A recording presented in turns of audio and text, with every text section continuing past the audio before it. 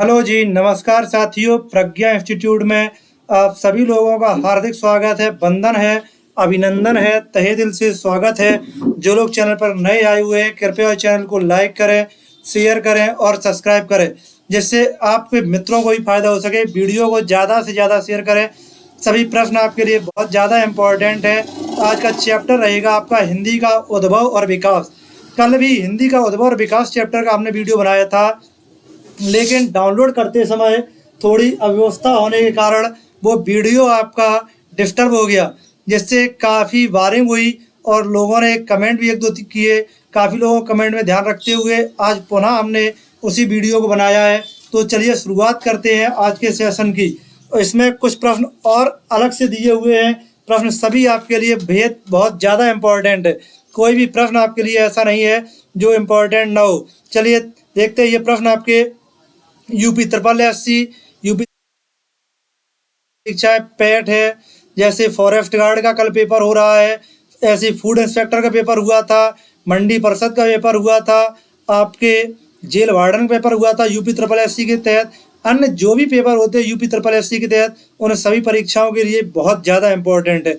Police के लिए, जैसे पुलिस में यूपी पुलिस के साथ यूपी एसआई, एसएससी जीडी, इन सभी परीक्षाओं के लिए बहुत ज़्यादा इम्पोर्टेंट है। Bihar SI, Jharkhand SI, MP SI, इन सभी परीक्षाओं के लिए बहुत ज़्यादा इम्पोर्टेंट है।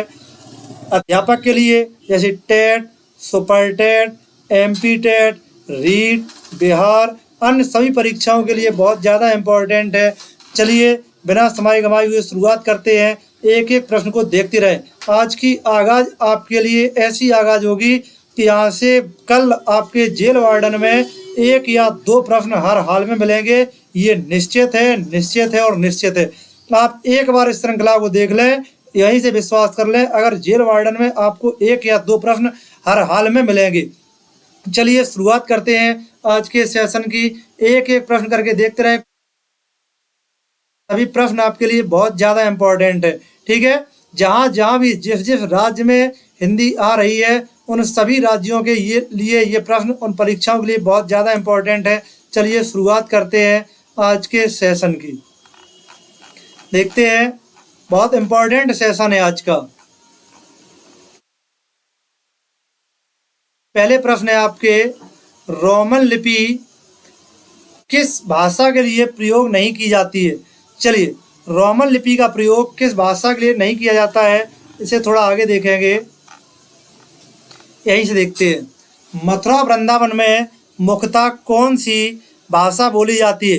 देखो, मथुरा और वृंदावन में मुख्यतः जो बोली जाती है वो कौन सी भाषा है?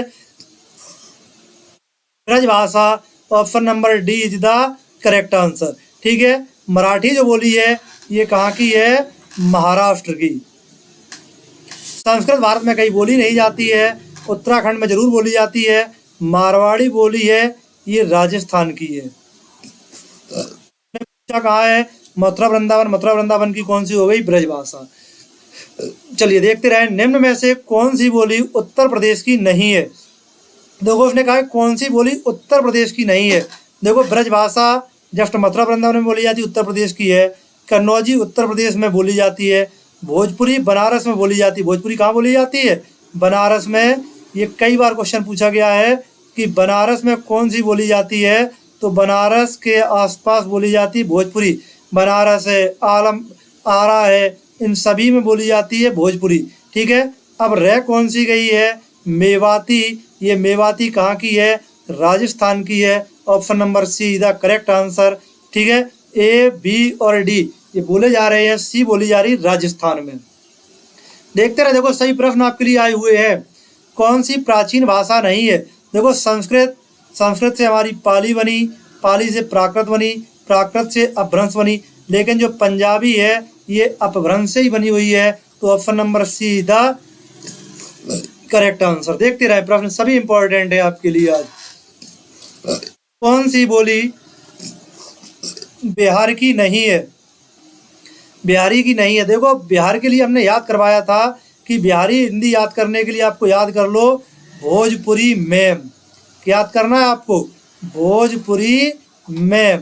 तो भोजपुरी मैम का मतलब मैथिली और एम का मतलब है मगही। तो ये कौन सी हो जाएंगी? भोजपुरी, मगही, मैथिली। ये तीनों बिहार में है, जयपुरी बिहार में नहीं है। जयपुरी कहाँ की है? राजस्थान की। Option number A is the correct answer. देखते रहे प्रश्न, सभी आपके लिए बहुत ज्यादा इंपॉर्टेंट है। पंजाब में हिंदी का प्रचार किसने किया था? देखो, पंजाब में हिंदी का प्रचार किसने किया था? तो पंजाब में हिंदी का प्रचार किया था श्रद्धा राम फिल्लौरी। किसने किया था? श्रद्धा राम फिल्लौरी। श्रद्धा राम फिल्लौरी का एक उपन्यास बहुत इंपॉर्टेंट है, याद करने के लिए आप याद कर लेना। श्रद्धा राम फिल्लौरी का उपन्यास है भाग्यवती। कौन सा उपन्यास है? भाग्यवती। और विशेष उपन्यास के बारे में समझना, ये हिंदी का पहला सामाजिक उपन्यास है। क्या है? हिंदी का पहला सामाजिक उपन्यास। हिंदी का पहला सामाजिक उपन्यास है। लेखक कौन है इसके? श्रद्धा राम फिल्लौरी। राजा राम मोहन राय ने बंगाल में हिंदी का प्रचार किया था। कहाँ किया था? बंगाल में। लल्लू लाल की पुस्तक बहुत ज़्यादा इंपॉर्टेंट है, प्रेम सागर। कौन सी है? प्रेम सागर। ये किसकी है? लल्लू लाल। सतल मिश्र की पुस्तक भी इंपॉर्टेंट है, चलो नीचे लिख दे रहे हैं हम। सतल मिश्र की पुस्तक है आपके लिए नासकेतोपाख्यान। नासकेतोपाख्यान।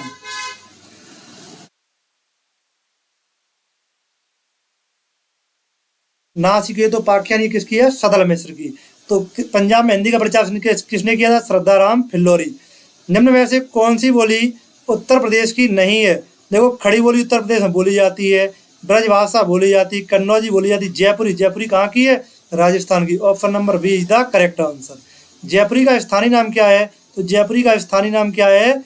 दुधाड़ी। जयपुरी का स्थानीय नाम क्या है?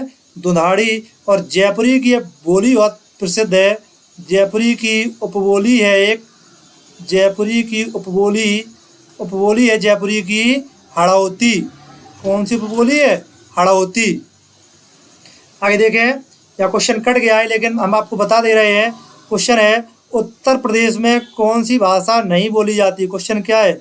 उत्तर प्रदेश में कौन सी भाषा नहीं बोली जाती है? देखो, उत्तर प्रदेश में अवधी बोली जाती है, कन्नौजी बोली जाती है, ब्रजभाषा बोली जाती है, लेकिन पहाड़ी नहीं बोली जाती है। पहाड़ी अगर आप जानकारी लिखना चाहें तो लिख लेना उत्तराखंड में बोली जाती है। कहाँ बोली जाती है? उत्तराखंड में। तो option number B is the correct answer. आगे देखते रहे, आधुनिक भारतीय आर्य भाषाओं का विकास किससे हुआ है? देखो, आधुनिक भारतीय आर्य भाषाओं का विकास, आधुनिक भारतीय आर्य भाषाओं का विकास किससे हुआ? सबसे पहले हमारे यहाँ क्या थी? संस्कृत। क्या थी? संस्कृत। संस्कृत की बात क्या आई? पाली। पाली की बात क्या आई? प्राकृत। प्राकृत की बात क्या आई? अपभ्रंश। तो आधुनिक भारतीय आर्य भाषाओं का विकास किससे हुआ है? अपभ्रंश से। Option number D is the correct answer. आगे देखते रहे, आधुनिक भारतीय आर्य भाषा का कार्यकाल कब से माना जाता है? तो कब से माना जाता है? 1000 ईस्वी से अब तक। कब से माना जाता है? 1000 ईस्वी से अब तक। देखो, आर्य भाषाएं 3 भागों में बटी हुई हैं।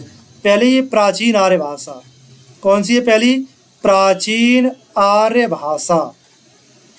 प्राचीन आर्य भाषा का समय है 500 ईसा पूर्व से, 1500 ईसा पूर्व से 1500 ईसा पूर्व से 500 ईसा पूर्व तक। दूसरी है मध्यकालीन आर्य भाषा।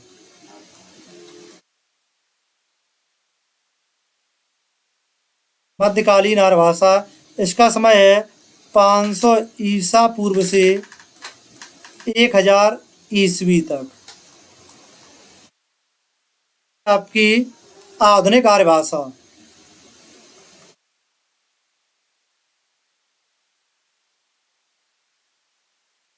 आधुनिक आर्य भाषा, इसका कार्य समय है 1000 ईस्वी से अब तक। ये आर्य भाषाएं हमारी 3 भागों में बटी हुई हैं, प्राचीन, मध्यकालीन और आधुनिक। चलिए, लौकिक संस्कृत और अपभ्रंश के बीच के समय को देखो। लौकिक संस्कृत, वैदिक, वैदिक के बाद लौकिक, लौकिक के बाद क्या है? पाली, पाली के बाद प्राकृत। तो option number D is the correct answer. चलिए, लगे हाथों आप लोग बता ही देना कि पाली में किसने उपदेश दिए? तो पाली में उपदेश दिए महात्मा बुद्ध ने। महात्मा बुद्ध ने। और प्राकृत में अपने उपदेश दिए हैं महावीर स्वामी ने। महावीर स्वामी ने। हिंदी का मानक रूप किस भाषा से विकसित हुआ है? देखो हिंदी का मानक रूप किस भाषा से विकसित हुआ है? तो ऑप्शन नंबर बी खड़ी बोली। ये क्वेश्चन आप याद कर लेना, कल हम आपसे क्लास में आके पूछेंगे, ठीक है। चलिए, बहुत इंपॉर्टेंट क्वेश्चन है, हिंदी का मानक रूप किस भाषा से विकसित हुआ है? खड़ी बोली। इसे याद कर लेना, कल आगे क्लास में यही प्रश्न पूछेंगे हम। चलिए, मथुरा, आगरा, धौलपुर, ग्वालियर आदि में निम्नलिखित में से कौन सी बोली बोली जाती है? देखो मथुरा बोला है कि नहीं? मथुरा के लिए क्या बताया था हमने? Brajbhasha. Option number see the correct answer. आगे देखो, निम्नलिखित में से प्राचीन भारतीय आर्य भाषा कौन सी है? देखो सबसे पहले प्राचीन आर्य भाषा हमारी दो भागों में बटी थी। प्राचीन आर्य भाषा, प्राचीन आर्य भाषा हमारी दो भागों में बटी थी। पहली थी वैदिक संस्कृत और दूसरी थी लौकिक संस्कृत। पहली थी वैदिक संस्कृत और दूसरी थी लौकिक संस्कृत। दूसरी थी लौकिक संस्कृत। क्या देखो प्राचीन भारतीय आर्य भाषा कौन सी हो गई? Option number D the correct answer. और लिख लेना साथ में, वैदिक संस्कृत को जो पाणिनि और यास्क थे उन्होंने छांदस नाम दिया था। ये क्वेश्चन भी आपसे हम पूछेंगे, ठीक है। वैदिक संस्कृत को पाणिनि और यास्क ने छांदस नाम दिया था, ठीक है। वैदिक संस्कृत को पाणिनि और यास्क ने छांदस नाम दिया।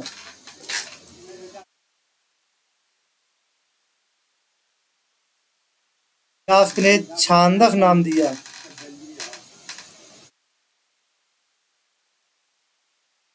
ठीक है।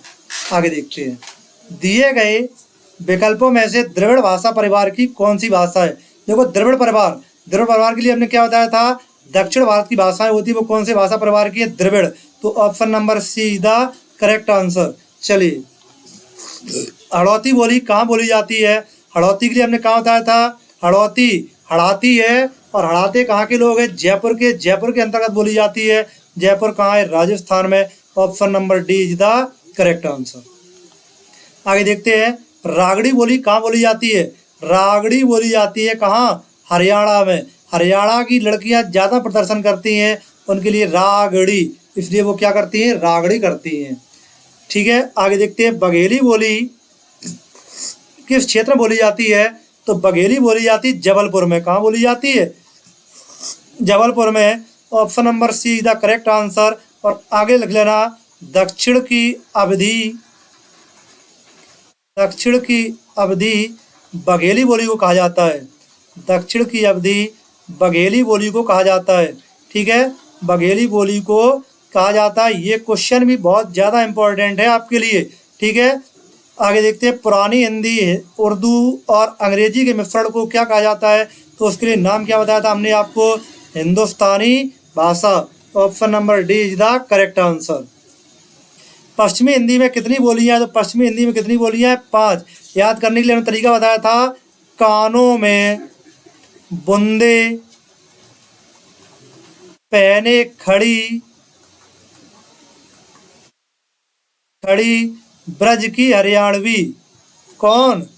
ब्रज की हरियाणवी। देखो पांचों हो गई कि नहीं? तो हरियाणवी का दूसरा नाम है बांगरू, और खड़ी बोली का दूसरा नाम है कौरवी। तो पश्चिमी हिंदी के अंदर कितनी बोलियां जाती हैं? 5 बोली जाती है। किसी सीमित क्षेत्र में बोली जाने वाली स्थानीय बोली को क्या कहते हैं? जब किसी सीमित क्षेत्र में बोली जाती है उसे कहा जाता है बोली। देखो सबसे पहले होती है उपबोली, और छोटे क्षेत्र में बोली जाती है उसे कहा जाता है उपबोली।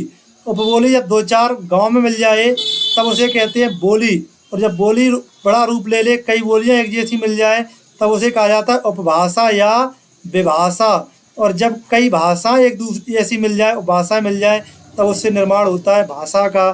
तो option number C is the correct answer. भाषा को बोलते समय होने वाले उतार चढ़ाव को क्या कहा जाता है? ये क्वेश्चन पिछली क्लास में भी बता चुके।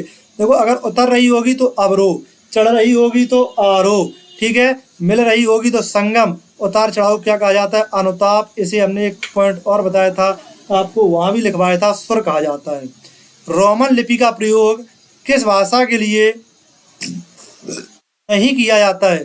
देखो रोमन लिपि का प्रयोग किस भाषा के लिए नहीं होता है? देखो जर्मन के लिए होता है, फ्रेंच के लिए होता है, स्पेनिश के लिए होता है।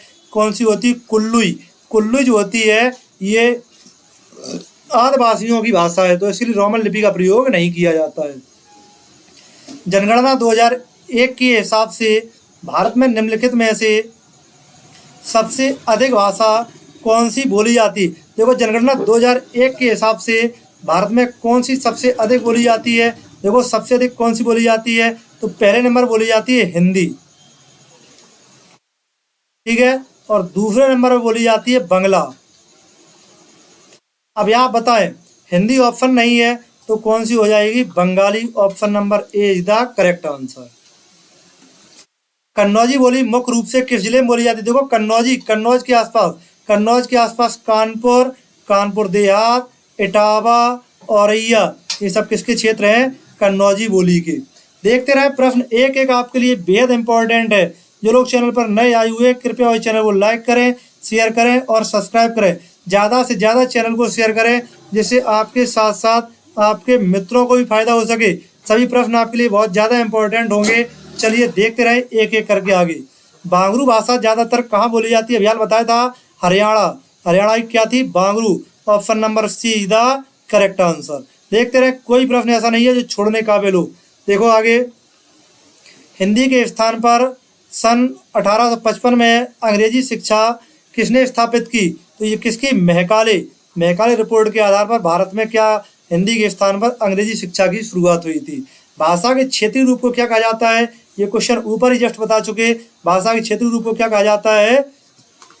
बोली कहा जाता है। चलिए आगे देखते रहे, सभी प्रश्न आपके लिए बहुत ज़्यादा इम्पोर्टेंट है, ठीक है। चलिए देखते रहें, बेहद इम्पोर्टेंट प्रश्न आपके लिए, बहुत ज़्यादा इम्पोर्टेंट है। एक भी प्रश्न ऐसा नहीं जो छोड़ने लायक हो। किस वर्ष हिंदी भाषा को कार्यान्वित करने का प्रस्ताव था? तो हिंदी को कार्यान्वित करने का प्रस्ताव कब था? 14 सितंबर 1949। इसीलिए लिख लेना, 14 सितंबर को राष्ट्रीय हिंदी दिवस मनाते हैं। राष्ट्रीय हिंदी दिवस मनाते हैं 14 सितंबर को राष्ट्रीय हिंदी दिवस मनाते हैं। और 10 जनवरी को अंतर्राष्ट्रीय हिंदी दिवस मनाते हैं।